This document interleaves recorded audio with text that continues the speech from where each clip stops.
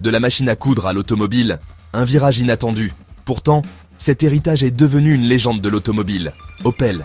En 1862, à Rüsselsheim, en Allemagne, Adam Opel fonde son entreprise dédiée, non pas aux moteurs, mais aux machines à coudre.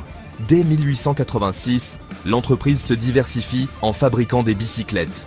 Opel s'impose comme un géant industriel, mais toujours sans automobile à l'horizon. Après le décès d'Adam en 1895, la nouvelle ère est lancée en 1899. Opel rachète Lutzmann pour produire sa première voiture, la Patentwagen. Modèle basique et premier pas automobile. L'ère automobile se développe. Le modeste modèle Darracq arrive en 1902, puis la Doktorwagen de 1909, fiable et accessible, premier succès populaire. Dès les années 20, grâce à l'introduction de la chaîne, Rüsselsheim devient l'usine la plus moderne d'Europe. Opel s'empare alors du titre de premier constructeur automobile allemand.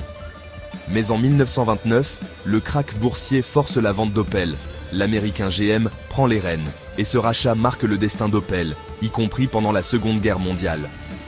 Malgré la Grande Dépression des années 30, Opel continue d'innover.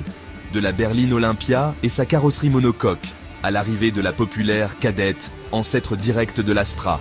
Mais à la Seconde Guerre mondiale, Opel est réquisitionné par le régime nazi pour l'effort de guerre.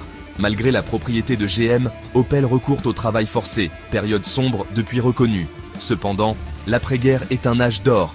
L'usine historique de Rüsselsheim est reconstruite, devenant berceau d'une nouvelle génération de succès. Un nom symbolise cet âge d'or. Kadett D, lancé en 1979. En adoptant la traction avant, la gamme devient matrice de la future Astra, en 1991. Devenu concurrent direct de Volkswagen, Opel aligne ses modèles emblématiques pour séduire l'Europe.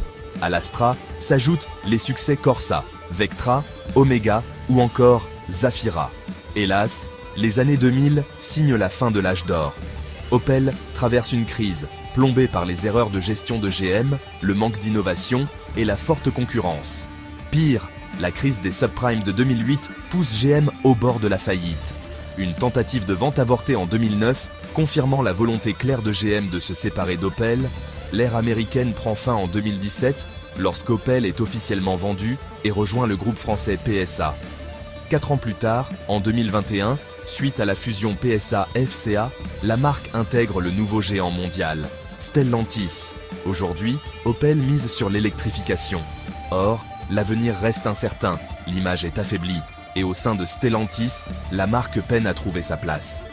Du fil de couture à la route, Opel n'aura eu de cesse d'aller de l'avant et de surmonter les obstacles.